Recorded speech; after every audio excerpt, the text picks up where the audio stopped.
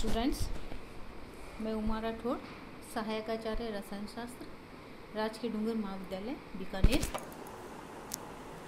आज हम BSc part second में पेपर थर्ड में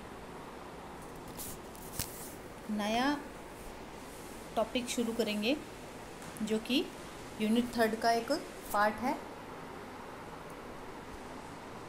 इसका नाम है केमिकल इक्विलिब्रियम या रासायनिक साम्य।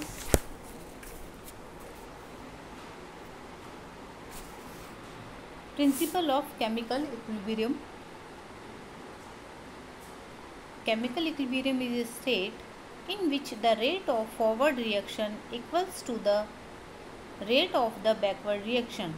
In other words, there is no net change in concentration of reactants and products. This kind of equilibrium is also called dynamic equilibrium.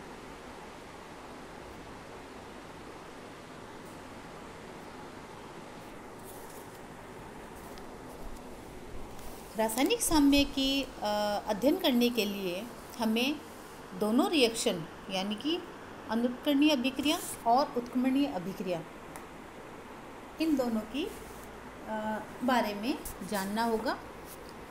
अनुत्कर्णीय अभिक्रिया या इरिवर्सिबल रिएक्शन वो रिएक्शन होती है जब कोई क्रियाकारक किन्हीं विशेष परिस्थितियों में किसी उत्पाद में परिवर्तन हो, लेकिन मिलती जुलती कंडीशन में वो प्रोडक्ट से वापस रिएक्टेंट में चेंज नहीं होता है।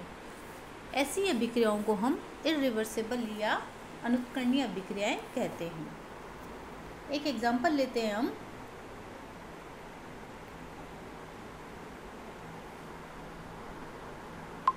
जैसे KClO3 का KClO3, ये जो एग्जांपल है, इसको जब हम पोटेशियम क्लोराइड को जब गर्म करते हैं तो गर्म करने पर KCl और O2 यानी पोटेशियम क्लोराइड और ऑक्सीजन में ये डिकम्पोज होता है। लेकिन सिमिलर कंडीशन में KCl और ऑक्सीजन आपस में जुड़कर KClO3 में चेंज नहीं होते हैं। अतः ऐसी अभिक्रियाएं इरिवर्सिबल रिएक्शन कहलाती हैं। ये अभिक्रियाएं एक ही डायरेक्शन में संपन्न होती हैं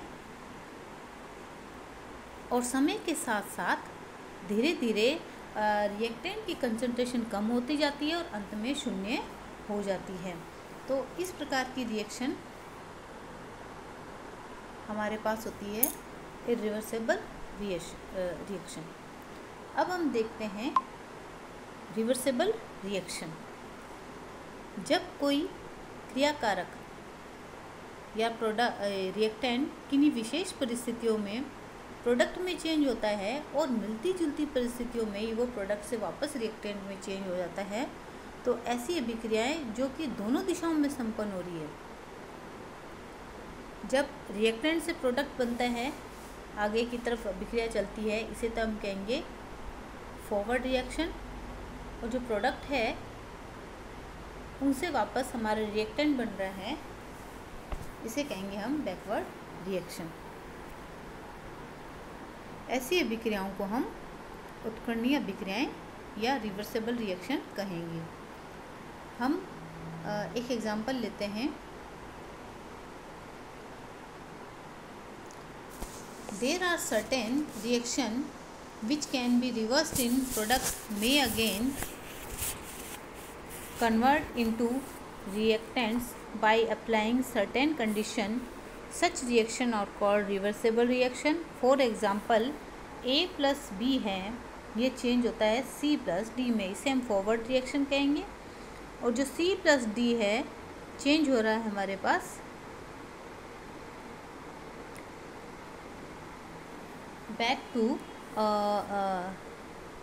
back may be converted into A plus B. If a reaction proceed in forward as well as in backward direction are known as reversible reaction. इन दोनों रिएक्शन को हम एक रिएक्शन के द्वारा रिप्रेजेंट करेंगे, जैसे कि नीचे एग्जांपल में दिया हुआ है AB AB प्लस CD और रिवर्सेबल का साइन। इस तरह से ये हमारे पास AB से मिल गया हमें CD और CD से हमें AB।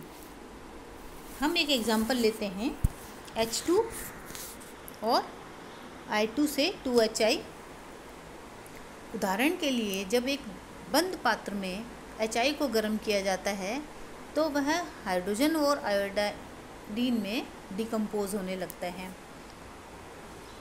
जैसे 2HI है, इसको अगर अपन ने गर्म किया तो यह चेंज हो गया है H2 प्लस I2 में। और यदि एक बंद पात्र में H2 और I2 को लेकर गर्म करें तो वह संयुक्त होकर वापस पुनः H2 और I2 का फॉर्मेशन करेगा। इस अभिक्रिया के चलते हम हाइड्रोजन और आयोडीन से प्रारंभ करें तथा या HI से कुछ समय बाद दोनों तरफ रिएक्शन चलने लगती है और एक समय ऐसा आता है कि रिएक्शन हमें रुकी हुई दिखाई देती है, यानी दोनों में एक गतिक साम्य स्थापित हो गया है। जिनमें दोनों ओर की अभिक्रियाओं का वेग क्या होता है, बराबर होता है। तो ऐसी स्टेट हमारी कहलाती है केमिकल रासायनिक अवस्था या इक्विलिब्रियम स्टेट। इसमें जो दाईं ओर चलने वाली अभिक्रिया होती है उसे हम फॉरवर्ड रिएक्शन कहते हैं, जबकि बाईं ओर चलने वाली अभिक्रियाएं या विपरीत चलने वाली अभिक्रियाएं कहलाती हैं बैकवर्ड रिएक्शन। हम कुछ एग्जांपल लेते हैं। जैसे दूसरे एग्जांपल हमने लिया है N2 और 3H2। इससे हमारे पास बना 2NH3 और 2NH3 बैकवर्ड रिएक्शन के द्वारा वापस N2 प्लस 3H2 का निर्माण करता है। इसी प्रकार अगले एग्जाम्पल में हम देखते हैं NO2। यह अग्र अभिक्रिया के माध्यम से N2O2O4 का निर्माण करता है। पश्च अभिक्रिया के माध्यम से N2O4 वापस 2NO2 का निर्माण कर रहा है। इसी प्रकार हम जैसे PCl का एग्जाम्पल लेते हैं।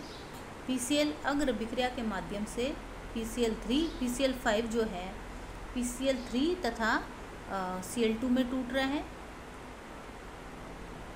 जबकि प्रतीप अभिक्रिया के माध्यम से PCl3 और Cl2 मिलकर PCl5 का निर्माण करते हैं। अन्य एग्जाम्पल में हम देखते हैं कि जो एसिडिक एसिड है लिक्विड फॉर्म का और अल्कोहल है C2H5OH, ये मिलकर बना रहे हैं एस्टर और वाटर। अब यह तो बनी हमारे पास अग्र अभिक्रिया के माध्यम से। पश्च अभिक्रिया के माध्यम से पुनः हमारे पास एस्टर और जल है, ये निर्माण कर रहे हैं हमारे पास एसिटिक एसिड और अल्कोहल का।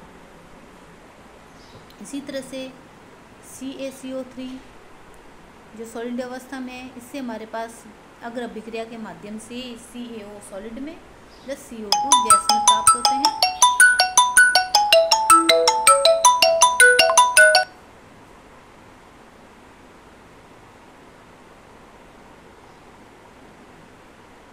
और पश्च अभिक्रिया के माध्यम से हमें पुनः CaCO3 प्राप्त हो रहा है।